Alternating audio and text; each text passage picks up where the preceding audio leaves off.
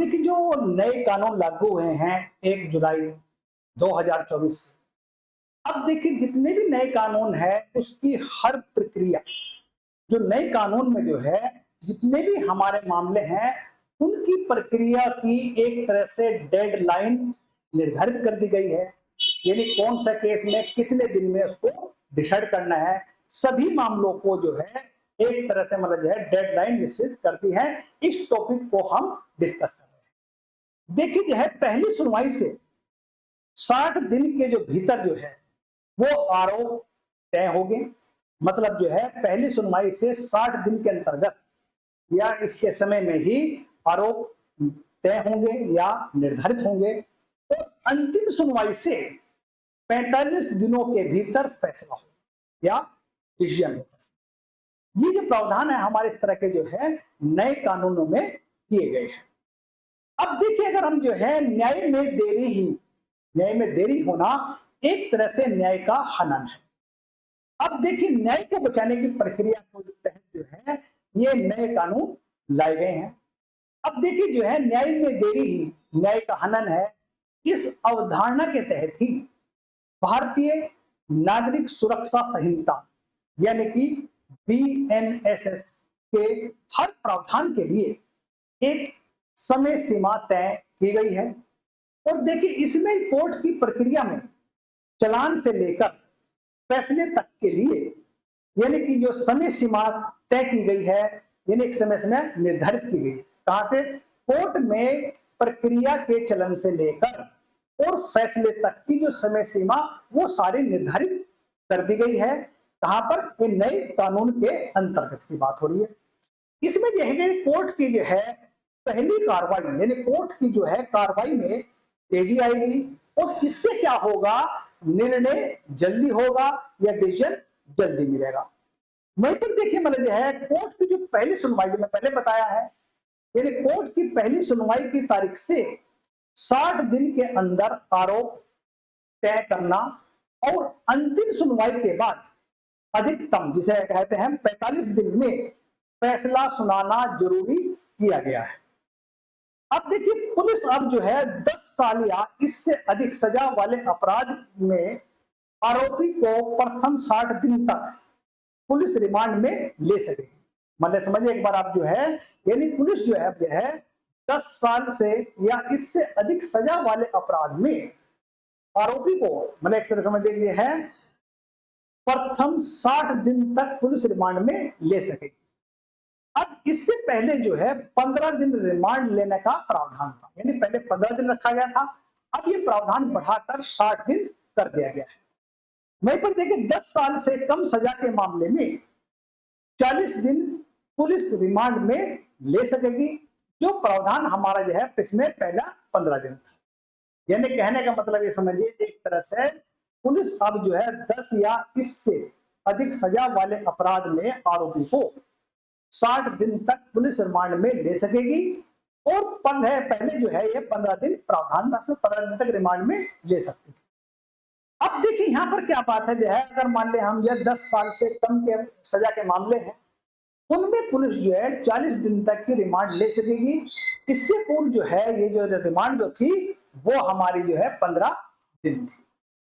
अब देखिए मतलब जो है इसमें देखिए नए कानून के अंतर्गत हर प्रक्रिया की एक डेडलाइन स्थापित कर दी गई है।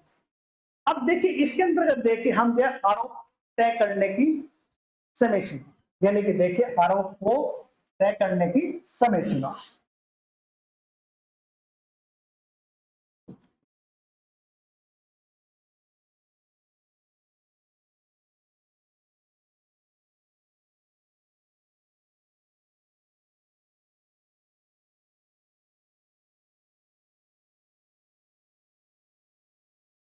अब देखिए इसमें क्या है आरोप तय करने की समय सीमा के अगर अंदर हम बात करते हैं, देखिए कोर्ट में आरोप की पहली सुनवाई से 60 दिन के अंदर आरोप तय करना अनिवार्य हो गया है और इसी तरह साक्ष्य के संबंध में प्रावधान किया गया है कि वह ऑडियो या वीडियो के माध्यम से साक्ष्य प्रस्तुत कर सकता है, लेकिन लोक सेवक के लिए ऑडियो और वीडियो अनिवार्य किया गया है।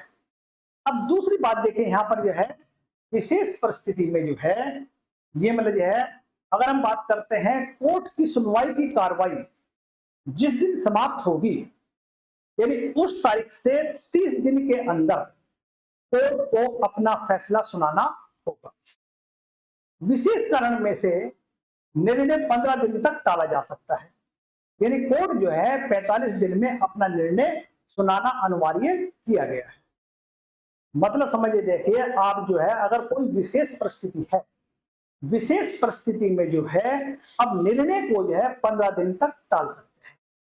मतलब ये समझिए, देखिए कोर्ट की सुनवाई की कार्रवाई जिस दिन समाप्त होगी उस दिन से 30 दिन के भीतर न्यायाधीश को अपना फैसला सुनाना होगा, या फिर विशेष दिन परिस्थिति आते हैं इसमें उस डिसीजन को, निर्णय को 15 दिन के टाल सकते हैं, यानी कि जो डेडलाइन है, अंतिम सीमा जो है वो 45 दिन हो सकता है। अब यहीं पर देखिए मतलब जो है अपराध में अर्जित संपत्ति की पहचान बीएनएसएस की धारा 86 से संबंधित है, और इसके तहत 86 के तहत ही मतलब जो है की गई है, यदि संपत्ति अपराध अर्जित है तो उसे जब्त किया जाएगा, और फरार आरोपी की अनुपस्थिति में धारा 356 के तहत प्रकरण में सुनवाई और सजा के निर्णय का प्रावधान किया गया है। मतलब समझिए, देखिए अपराध में अर्जित संपत्ति की पहचान बीएनएस की धारा 86 के तहत की जाएगी, और उसके बाद यदि संपत्ति अपराध अर्जित है, यानी अपराध से इकट्ठी की गई है, तो उसे जब्त किया जाएगा, और फरार आरोपी की अनुपस्थिति में धारा 356 के तहत या तहत प्रकरण की सुनवाई और सजा निर्णय के प्रावधान में किया गया है। अब देखिए कोर्ट में लंबित ऐसे प्रकरण जिनमें 30 जून तक आरोप नहीं लगाया गया है, यानी कोर्ट में जो लंबित कोई मामला है या प्रकरण है जिनमें 30 जून तक आरोप नहीं लगाया गया है, उसका जो विचारण है बीएनएसएस की धाराओं के अंतर्गत होगा। मतलब समझिए ये है, अगर मान लो किसी प्रकरण में 30 जून से पहले आरोप लगा चुके हैं और 30 जून तक नहीं लगा, तो अब जो क्या होगा उसका जो विचारण है वो बीएनएसएस की धाराओं के अंतर्गत होगा। इसी तरह से देखिए मतलब 1 जुलाई या उसके बाद प्रस्तुत चालान में विचारण बीएनएसएस से होगा, और अपराध भले ही पुराना कानून के दायरे में हुआ, यानी कि अपराध भले ही मतलब जो है जिस समय हमारी जो है ये सीआरपीसी आईपीसी जो पुरानी धाराएं लागू थी, अब जो है उनका जो निर्धारण जो है वो बीएनएसएस के तहत ही होगा। मतलब कहने का मतलब है लंबित प्रकरण का जो चार्ज है नए कानून के तहत होगा।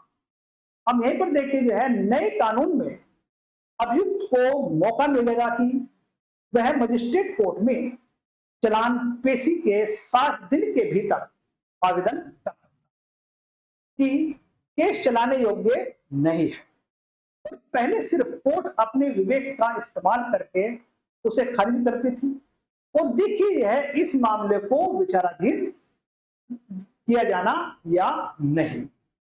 मतलब देखिए एक तरह से देखिए आप जो है, यानी कि जो है नए कानून में अभियुक्त को मौका मिलेगा कि वह मजिस्ट्रेट कोर्ट में चालान पेशी के 60 दिन के भीतर यह आवेदन कर सकता है कि केस चलाने योग्य है या केस चलाने योग्य नहीं है।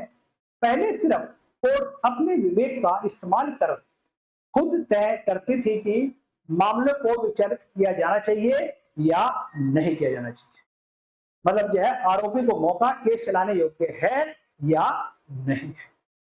वहीं पर देखिए मतलब जो है हम बात करते हैं सीआरपीसी की जो धारा 144 सब कॉलम ए या के का नए कानून में प्रावधान नहीं किया गया, यानी कहने का मतलब है धारा 144 में प्रावधान था कि किसी भी धार्मिक या सामाजिक जुलूसों में हथियार लेकर निकलने पर कलेक्टर से अनुमति आवश्यक होती थी।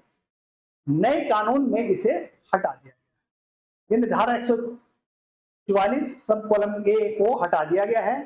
देखिए जो है अब देखिए मैंने इसमें जो है आपका थोड़ा सा मतलब जो है जो प्रोसेस है उसके बारे में डिस्कस किया है। यानी कि हर कानून के तहत प्रकरण के मामलों की हर प्रकरण के इनकी जो है एक डेडलाइन निश्चित कर दी गई है। इस डेडलाइन के अंतर्गत ही सारा कार्य होगा। चलिए इसमें इतना ही कुछ है, आगे फिर मिलेंगे और